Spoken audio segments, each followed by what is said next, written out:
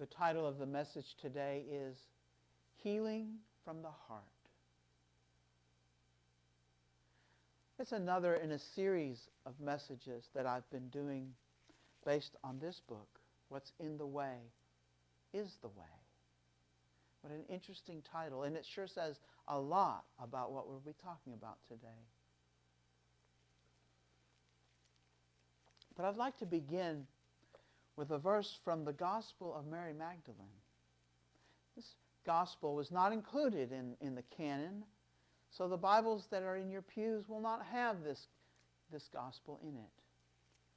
The most complete version of this was discovered in the deserts of Egypt, close to where the Nag Hammadi Library was discovered. And I want to read just a couple of verses from the very beginning of what we have, because this scroll was not complete when we found it. And then Peter said to Jesus, "You have been explaining every topic to us. Tell us one other thing. What is the sin of the world?" The Savior replied, "There is no such thing as sin." How about that? "Rather, you yourselves are what produces sin when you act in accordance with the nature of adultery, which is called sin. For this reason, the good came among you, pursuing the good which belongs to every nature.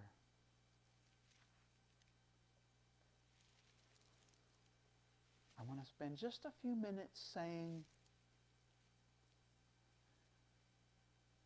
that we produce sin.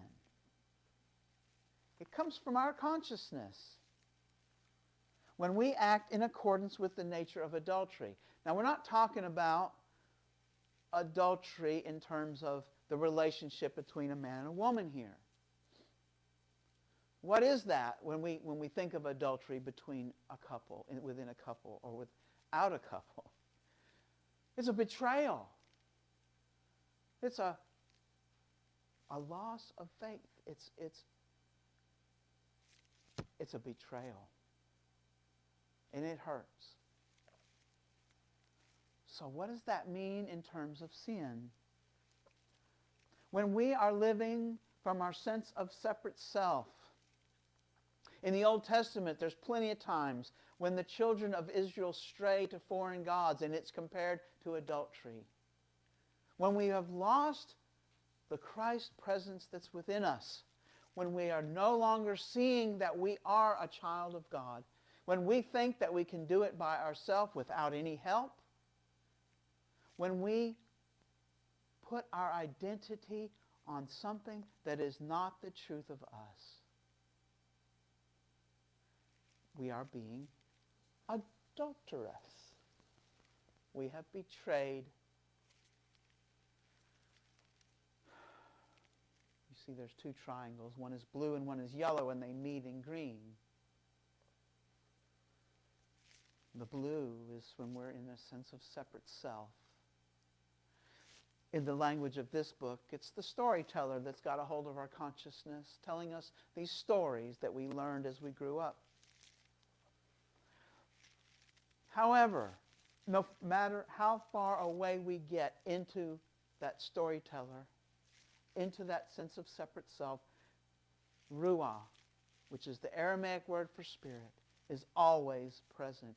The Christ that's in us never leaves. We might forget, but it's always present. And that forgetting is what Jesus is calling sin here. That's the betrayal. He said sin doesn't exist because spirit never can see that separate self. Spirit only sees oneness.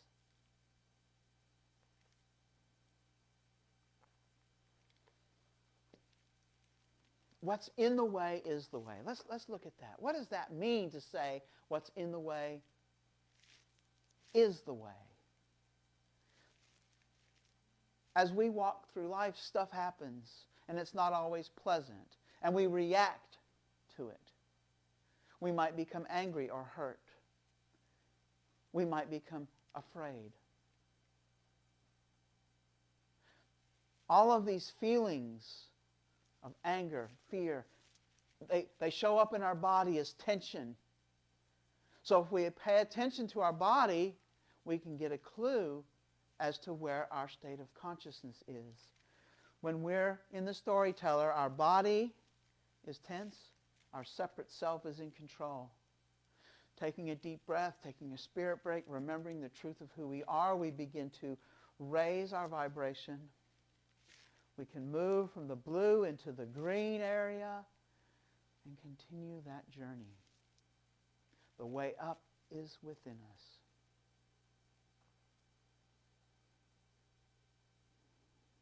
It's not easy. It's not easy because as we grew up in this life, we took on some beliefs based on things that happened to us that weren't pleasant.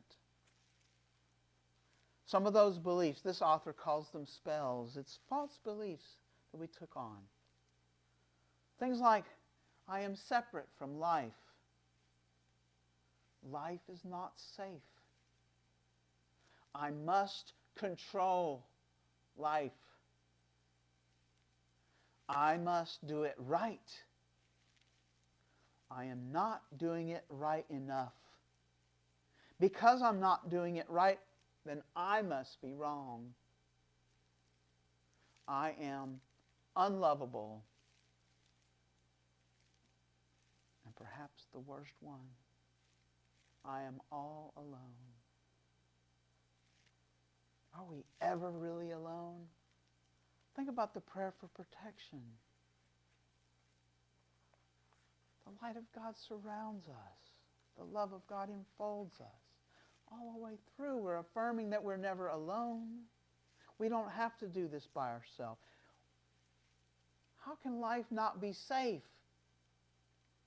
when the power of God protects us? So these spells are all false.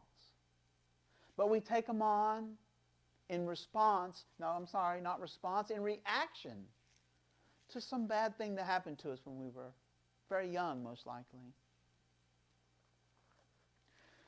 But now, we don't need those reactions.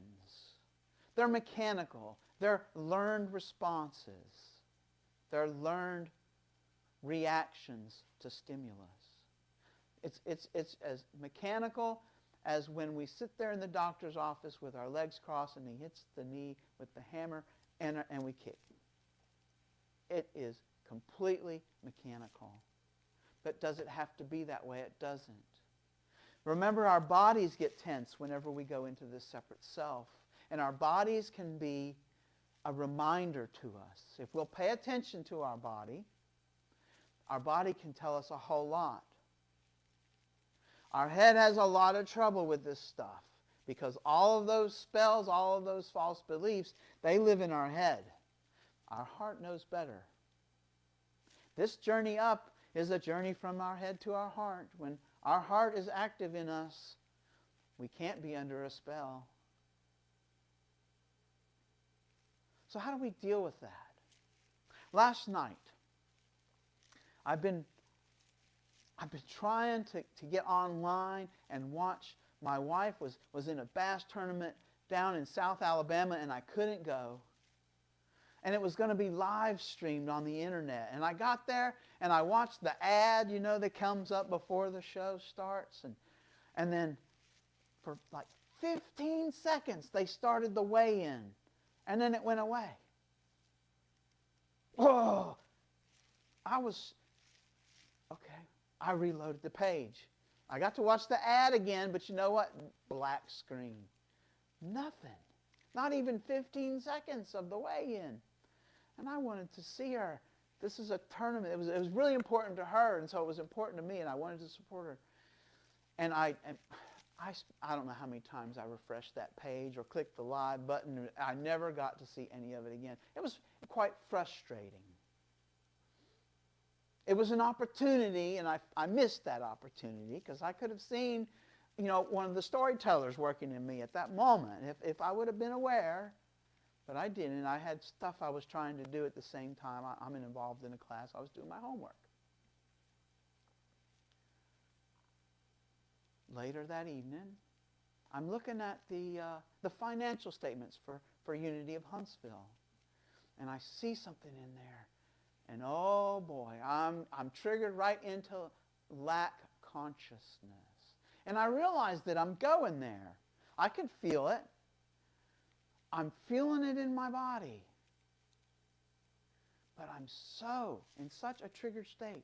You see, I took this Art of Quantum Living class, and in that we got to explore some things that are going on with our early traumas.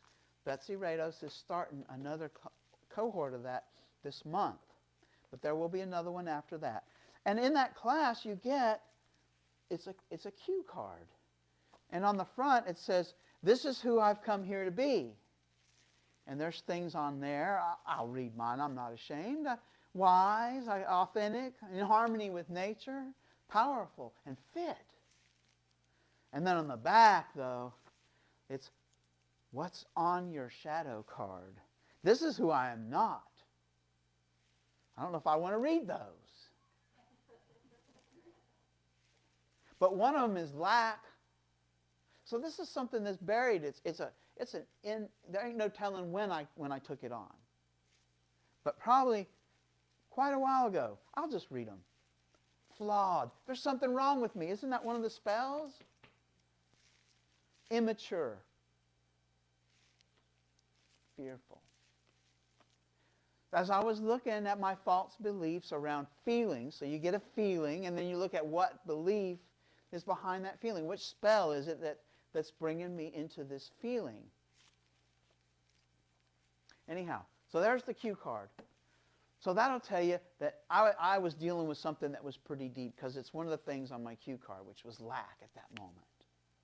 And I knew I was having it, but I couldn't get myself out of it. It wasn't long. I wasn't thinking about it anymore, but I started getting this feeling in my body. My tummy was feeling ooky. It sort of, I just don't feel real good. It was time to eat. I hadn't had supper yet. My whole body felt like, you know how you get achy when you get a fever? I was feeling that way too. But I didn't have a temperature. I wasn't sick at all, but my body just hurt all over. Well, I was too much in the storyteller to do anything about it in that moment. You know what I did? I put my clothes back on, my shoes, and I went to Sonic and I got comfort food.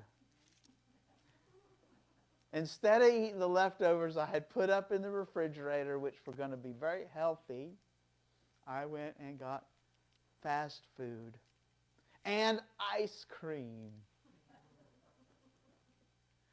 And I ate it. I went to bed. I did my prayers, so I was all right, but it was in the morning. And this is how sometimes it works. We don't always get to find out what's going on underneath that storyteller in the moment. Because why? Because I was so triggered. This was something that was deep. It was difficult for me to see. I've buried it for so many years. But I was sitting there this morning having my coffee, not even knowing that I was going to talk about this today yet. And it occurred to me where that feeling that I had, this malaise, this discomfort in my stomach and my body, and it was because of those feelings of lack. They were directly related. And right there, and from the feeling of lack, I got this feeling that there must be something wrong with me. I'm not doing this right. So you see how they feed on each other. One of these spells will almost inevitably kick you into another one. These false beliefs, and they pile on. And I'll tell you, I felt better once I realized that. See, that's what curiosity does for us. When we're compassionate, while we're curious about what's going on inside of us, then we're making progress. Because immediately I was feeling better. Not only did I know what I was going to say this morning, but I knew a lot more about what I did the night before. And that's going to help me next time I start feeling that way. It really will. The more times that I realize this feeling and associate it with that spell, that false belief, the easier it will be to see that false belief the next time my body feels this way. So one of the big things that I could have done in that moment, and I'm going to really try very hard the next time my body feels that way, is to say, I see you. This is a little child in me that took on this belief. And so I'll treat that like a little child. I see you. We all want attention.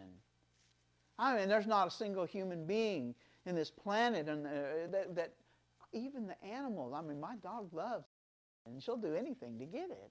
And we're the same way. So we give that attention. We can tell that hurt child in us, which is where that belief came from, I see you. I see you with compassionate curiosity. I see you. And the more powerful these stories are, the more important it is to say something like that. I see you. Just as simple as that. There's some other questions we can ask. I'm going to be making a cheat sheet and putting the link of it on the playlist that I've made for this series of messages. But some of those questions might be, what am I ready to see here? What is the way through this? What do I need to say, do, or be that is for the highest good? How can I serve? What am I? What am I? A beloved child of God. That's right. Spirit. A being of spirit. What is asking for my attention? So when we're feeling tense, I'm going to say a dis-ease, because I wasn't necessarily tense last night. I had this ooky feeling in my tummy and an unease, that's what I'm saying, dis-ease, about my body. But my body was trying to tell me something here. So could I have been able to get there and ask these questions? Or even this simple one right here, I see you. Maybe I would have not gone to Sonic, and I would have gone and had the supper that I had planned to eat. You see, the compassion comes from our heart. And these false beliefs, these spells can be healed. But our head can't do it because our head is stuck. We're stuck in that story. But we desperately want to get to the meadow. And we're already there. We're in the meadow already. We just have these clouds. All these spells, all these false beliefs can be like clouds because they keep us from seeing that we're already in the meadow. They keep us from seeing that we're a beloved child of God. And so that's why it's healing from the heart. Our heart does the healing. It's the compassion, the attention that we give our wounded child. And we all have it. There's no reason to feel ashamed or broken. Because there's not a single one of us in here that's not got something very similar to whatever it is that's in you. That's why those spells seem to work. That list. I mean, if you really start looking in yourself compassionately, and that compassionate part's important, because we don't want to beat ourselves up and try to control these things, because all that does is bring on another spell.